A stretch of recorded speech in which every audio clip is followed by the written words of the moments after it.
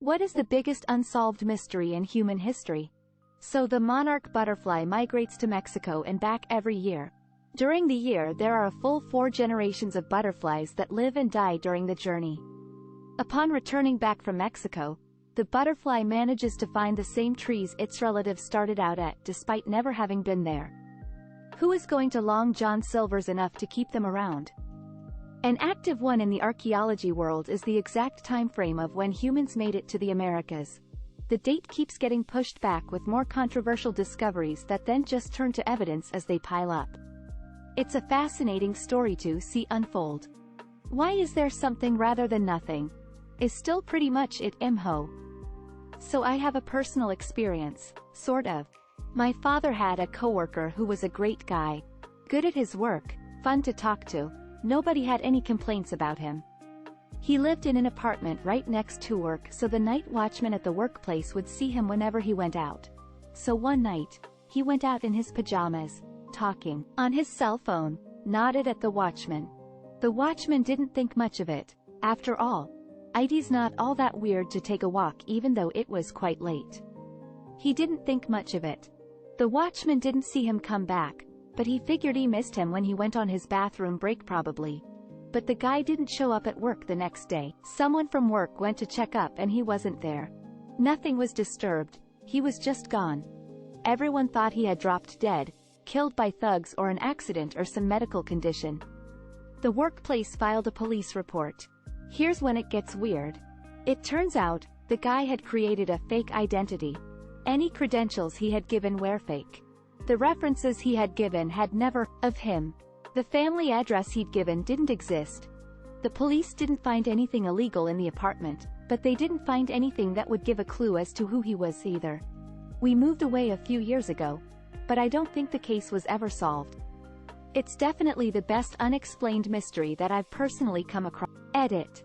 To answer some questions, I don't live in Theus and there's no concept of witness protection here that I know of.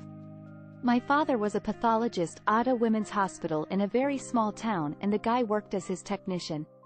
He definitely had some experience in the field before he joined. The job also wasn't a well-paid one as many employees would quit quite frequently. In Australia, in 2011, someone broke into a TV station and spent 4 hours flushing $100 down the toilet. Why does Donald Duck put a towel around his waist when he gets out of the shower if he doesn't wear pants? The lead mask mystery of Brazil. The bodies of women found wearing lead masks covering their eyes with a notebook that mysteriously read, 4:30 p.m. beat the determined place. 6:30 p.m. swallow capsules, after effect, protect metals, wait for signal, in Portuguese. What makes you irrationally angry? The lack of common sense in the general public typically found at the grocery store, roadways, airport, movie theater, sporting events, etc. When people speed up when I indicate a lane change. Overconfident people who are clearly not very bright. When the motion sensor on a paper towel dispenser doesn't work. Loud chewing. Friends that become bullies when they are intoxicated. People who assume things all the time. I get intuition is important but it rubs me the wrong way. Social media, pranks, that are just people wasting food. As a dog owner myself, I hate with passion people who don't pick up after their dogs. People who insist on being loud. Who is a bad guy in history who actually wasn't a bad guy? That woman who spilled McDonald's coffee on her lap. And the award for the most dangerous question of the day goes to. Despite what was portrayed in Amadeus and Thaw in reality they were musical rivals, Antonio Salieri was actually friends with Wolfgang Mozart.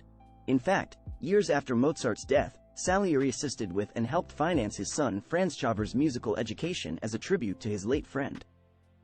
Jesus was given vinegar to drink by the Roman. It turns out that the Roman military provided their troops with a water-vinegar mixture to drink because it helped them replenish their salt levels after perspiring. So, the only thing the Roman did was to offer Jesus a sip of his own drink rather than making him drink vinegar as punishment or a dig. More so sports history, but the film Cinderella Man portrayed boxer Max Baer as a murderous psychopath who gladly killed 2 fighters in the ring.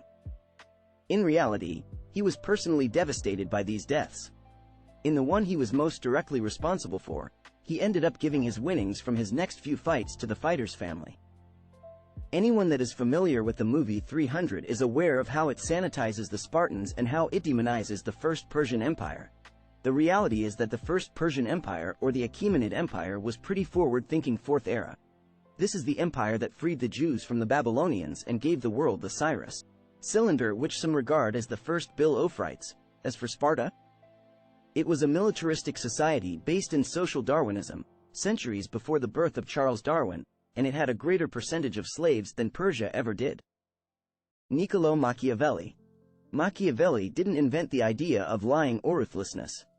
He made an observation about what worked and tried to get a new gig. Now his name is synonymous with heartless manipulator. Herbert Hoover. He was a lifelong humanitarian and had a reputation as an excellent administrator, which led him to win the presidency of the U.S. in 1928. But less than 8 months after he took office, the world was rocked by one of the worst economic depressions in history. It was also during Hoover's presidency that mass media like radio and newsreels started spreading wildly, and Hoover was a breathtakingly a WFUL speaker with poor public relations skills. So Hoover got trounced in the next election by FDR's abundant optimism and wide-toothy grin, and W.'s forever tarred in history as being the uncaring stand-of-fish bureaucrat who ignored all the hardships of the Great Depression from his White House perch. What screams, I was emotional abused as a child. Self-critical perfectionism and the idea that if you aren't good at everything, then what good are you for? Apologizing at every little thing when they didn't even do anything wrong. Becoming distant or suddenly quiet and retreating around certain topics, or when someone raises their voice. Overall, having a long history from a young age of low self-esteem or self-worth, and not wanting to do specific and super minor things, or inversely, not wanting to forget about small minor things that aren't that big of a deal for fear of getting yelled at. Just a few that can be very obvious signs to me, since I myself have a few of these same issues. Ninja steps. People are constantly commenting about how you're sneaking up on them when you feel you're just walking normally. Assuming every person who's acting like they care about them will eventually betray them. Hypervigilance. The elevated state of constantly assessing potential threats around you is often the result of a trauma. People who have been in combat, have survived abuse, or have post-traumatic stress disorder, PTSD, can exhibit hypervigilance. Buying a gift for yourself feels like breaking a Tackett rule. Having low self-esteem, most likely have anger issues. Having difficulty regulating their emotions. Can't stand up for themselves. Having suicidal thoughts. Having trust issues. Always jealous of others. Bad relationship with your parents.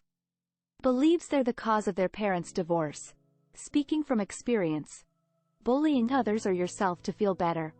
Higher. Don't know the meaning of true love. Afraid of falling or being in love. Afraid of people in general. Doesn't count. Introversion. Feeling empty most of the time. Hides from their problems instead of solving them off, the fear they will make it worse. Tendency to drink and abuse drugs. Credits skeptical smiley face, you, Adam X Coffin. Being either very empathic or apathetic. Feel that everything you do in life is edit. TYSM. Everyone who gave me an award, I really appreciate it, smiley face. Also, never expressing any emotion ever because as a child they got screamed at, shut down for I tried away, resulting in them not being able to feel or express emotions in a healthy way later in life. Never saying no to other people. Catching yourself giving out too much personal information and actively talking less afterwards. Being all lovey-dovey when someone treats you the bare minimum. I'm currently seeing a guy, and he's one of the best thing who ever happened to me, because he doesn't leave when we disagree. The first time we did, I was absolutely sure he would leave and tell me I was too much to handle, because last time I came with spontaneous willing to discuss an issue to go on together, the person told me I was too sensitive, too much to handle, and that he wasn't ready, in fact, for such commitment, even if he was the one who asked me to become exclusive. I felt destroyed, not because of the breakup. 6 months later he was just a mistake with a nice beard and ut, but because I felt like I was a burden. Not legitimate to share my feelings with my partners after not being able to share it with my parents. he can just encourage me and I feel like he's giving me a kidney. Or just tell me, you know, it's interesting when you talk, when I say I might be bothering him. Just sad it happens when I'm now terrified of the idea to trust anyone outside of my sister and mom.